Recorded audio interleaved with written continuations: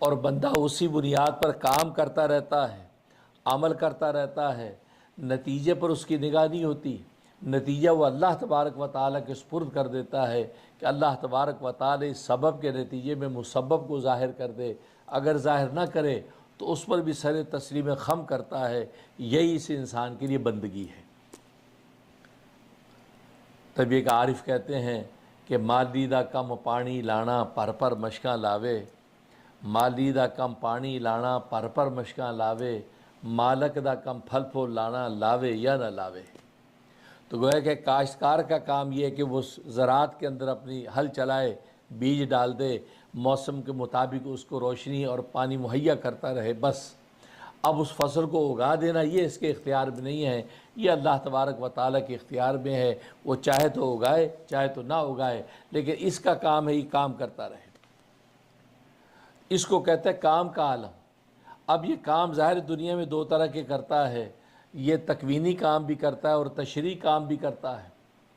تکوینی کا مطلب ہے کہ اپنی دنیاوی معاش کے اعتبار سے بھی کام کرتا ہے، کبھی دکان کھولتا ہے، کبھی دفتر کھولتا ہے، کبھی زراعت کے لیے کاشتکاری کرتا ہے، کبھی صنعت و حرفت کرتا ہے۔ تو یہ دنیا کے کام، یہ اپنی معیشت اور اپنی معیشت کو حاصل کرنے کے لیے دنیا کے اندر بہت سے کام کرتا ہے۔ اس کے اندر بھی یہ کام کا پابند ہے، اس کے نتیجے کا پابند اور مکلف نہیں ہے کہ جی میں نے دکان کھولی ہے، اب پرافٹ ہونا ہی ہونا چاہیے، میں دفتر ملازم بن کے گیا ہوں، مجھے پیسے ملنے ہی ملنے چاہیے۔ تو ٹھیک ہے، اس کو ملتا ہے تو یہ کوئی دوہرا نفع ہے اللہ تبارک و تعالیٰ کی طرف سے، لیکن اس کے ذمہ جو چیز ہے وہ یہ ہے کہ وہ اپنے صدق و اخلاص کے ساتھ کام کرتا رہے۔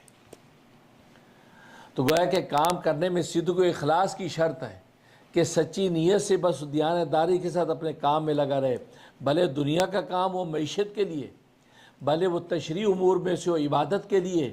تو گویا کہ معیشت کے کام ہو یا عبادت کے کام ہو، نیت اس کی صدق و اخلاص ہونی چاہیے، صدق و اخلاص کے ساتھ وہ کام کرنے چلا جائے۔ اب اللہ تبارک و تعالیٰ کی سنت یہ ہے کہ اللہ تبارک و تعالیٰ اس کا اچھا نتیجہ ظاہر کرتے ہیں، کیونکہ اللہ تبارک و تعالیٰ شکور ہے۔